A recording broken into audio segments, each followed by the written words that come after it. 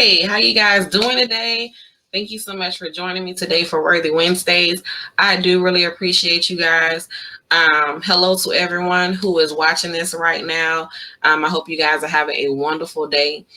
Today we're going to be talking about some things, and I'm not going to be before you long. I'm just going to kind of give you some points, and I'm going to be in and out because today has been a busy day for me, and yesterday was busy as well.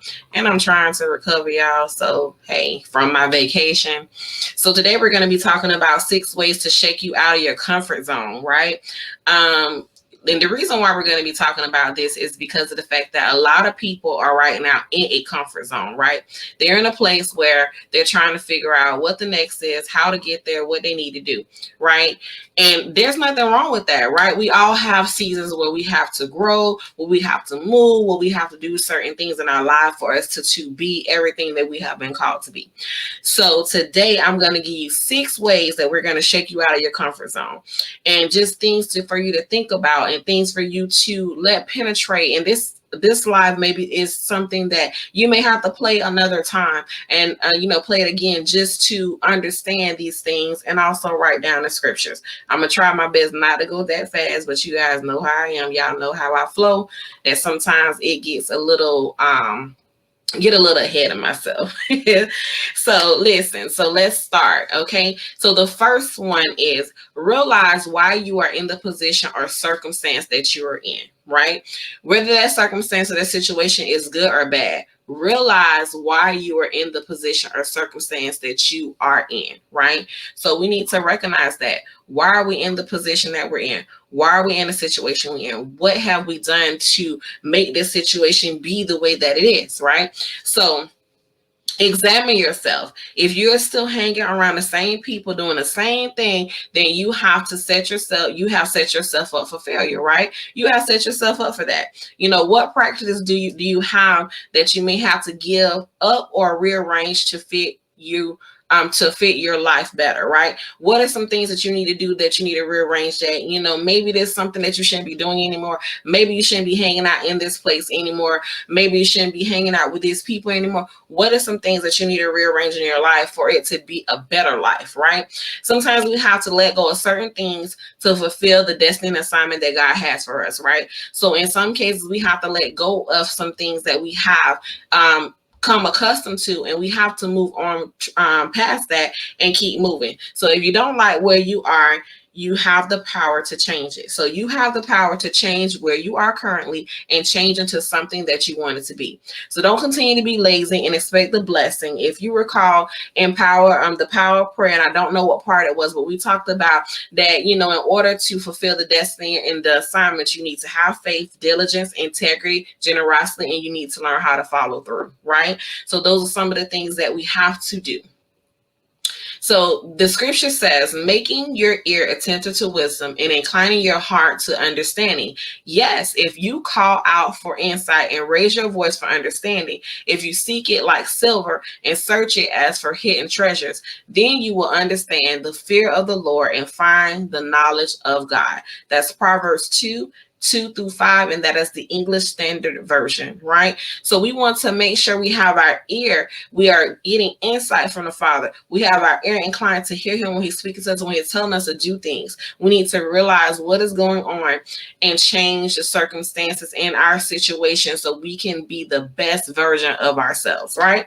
So number 2, what have you learned or learning that will help you get to your next, right? So I believe, me, I always tell y'all, look, take a course, read a book, do whatever you need to do, right? So are you stagnant and waiting for someone to come along and carry you to the next level?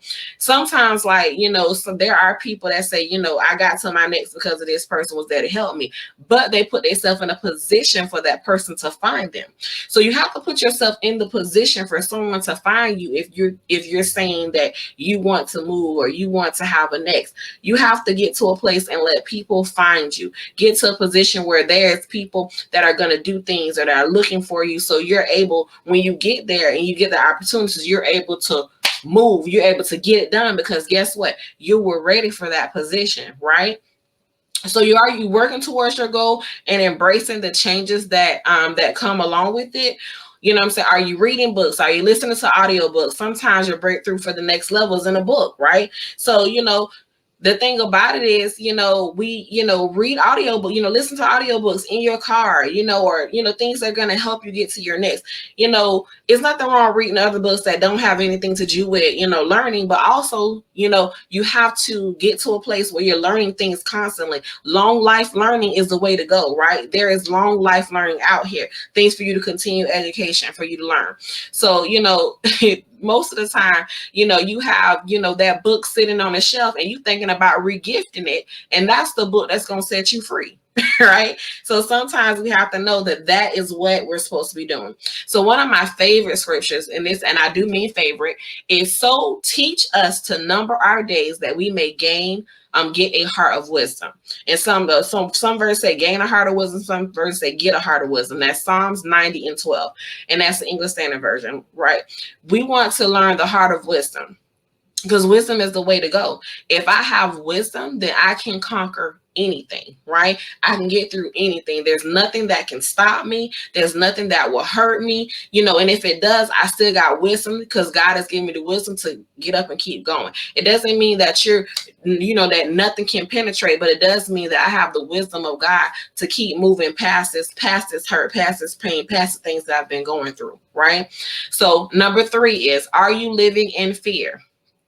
Some of us are living in straight fear. Even with COVID-19, there's so much stuff going on. People are in fear, right? They're scared. Oh my God, what's going to happen? They got this going on. They got that going on.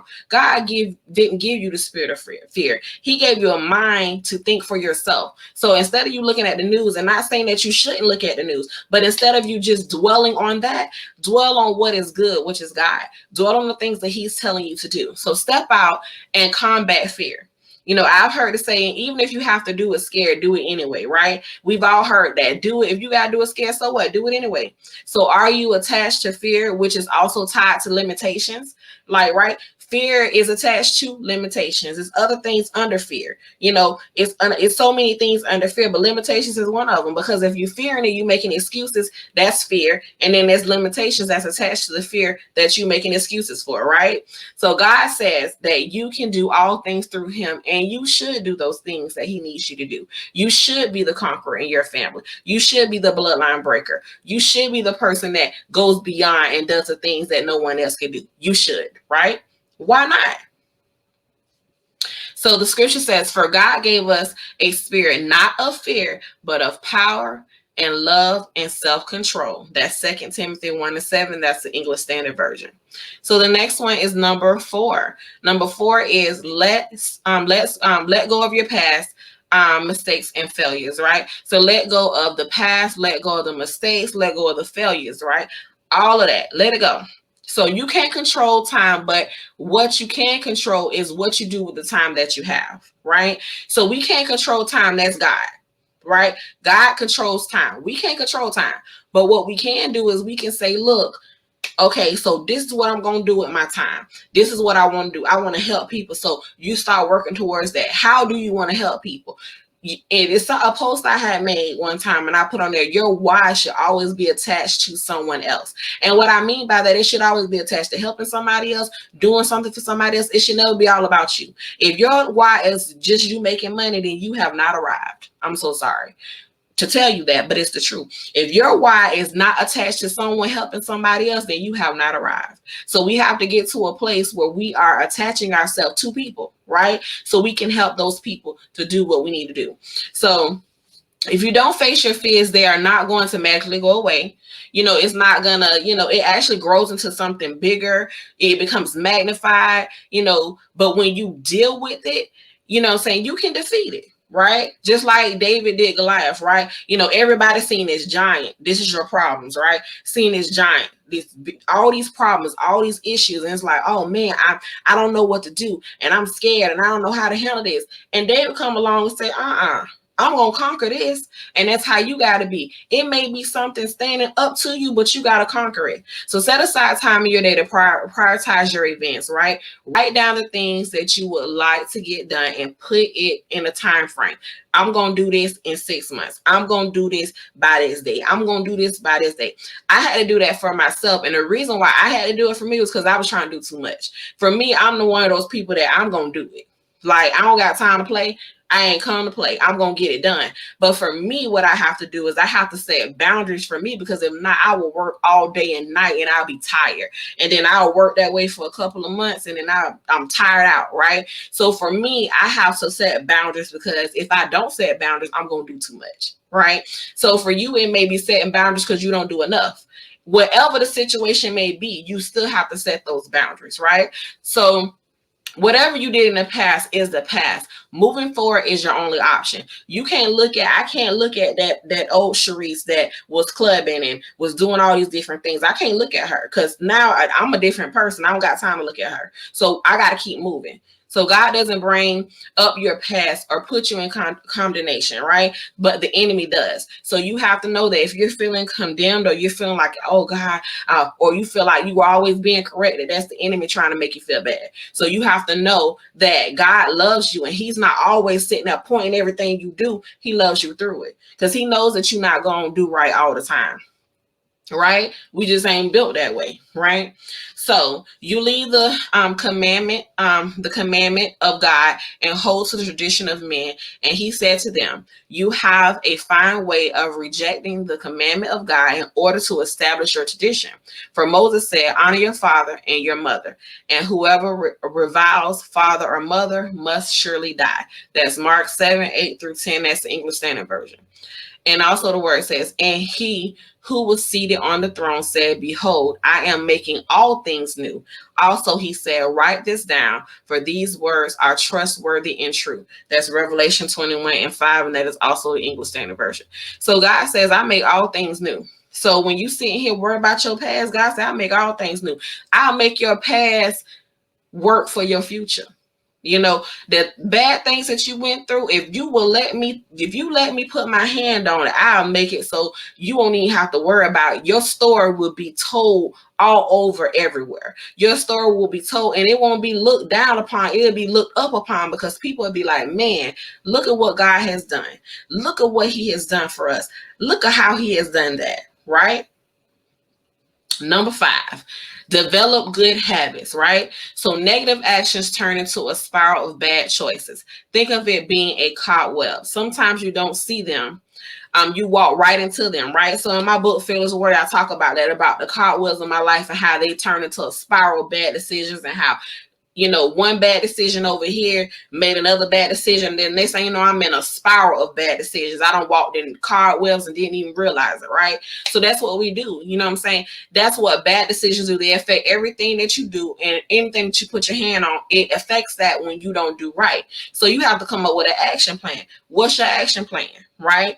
What are you planning to do differently now that you know that this right here, I can't do? These people, I can't hang around. This right here, I can't do, because God is not calling me to do that. So what am I going to do now that's going to stop me from being able to get this stuff done? You know, what am I going to do different? You know, this is the question that you got to ask yourself. What am I going to do different? What am I going to do now? You know, God said that I can do all things through him. So how am I going to take care of this now that I know that I got to come up with an action plan? Right? So the word says, when hope's dreams seem to drag on and on, the delay can be depressing. But when at last your dream comes true, life sweetness will satisfy your soul, right? Some of them say, some of the words say, you know, a sudden good break. I've heard of that. You know, so this is like the same thing. Like, you know, look, when your hopes and dreams seems they dragging on and on, you know. And this is a good word, you know, because sometimes we get depressed when things don't happen. I can tell you, I get frustrated sometimes. I'm like, God, why this ain't happening for me? I've been doing this business for, you know, this amount of years. And God's like, yeah, but your heart just got right with the business. So you can't think about the time frame that you've been doing. You got to think about the time frame from when your heart was in the right place when you started doing it. You know, sometimes it's like we've been doing something for a long time, but God is looking at your heart. No matter what everybody else is looking at. Everybody looking at, oh, she fly, she drive a nice car, she got her nails done, she got her hair done, he handsome, he got this going on. But God looking at your heart. He not looking at all the other stuff. He's looking at your heart. So when you are doing something, he's looking at your heart. He's looking at, who are you? Who have you called yourself? What are you trying to do? That's what he's looking at, right? So that's what we have to know that he's looking at, and we can't look at anything else, right?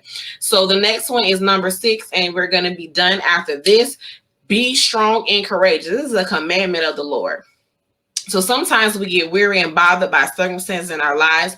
You have to decide that no matter what this is, I'm going to stand for this. This is what I'm standing for. You might not like it. Look, but this is what I have to do in my life for me and my children, or me, myself. Maybe you're not married. Maybe you don't have kids. This is what I got to do for me. It ain't about you. I'm sorry. I got to do this for me. This is what I want to do, and this is what I'm going to finish. And I'm going to finish what I started, right? So this is my command. Be strong and courageous. Do not be afraid or discouraged, for the Lord your God is with you wherever you go. That's Joshua 1:9. That's the NLT version.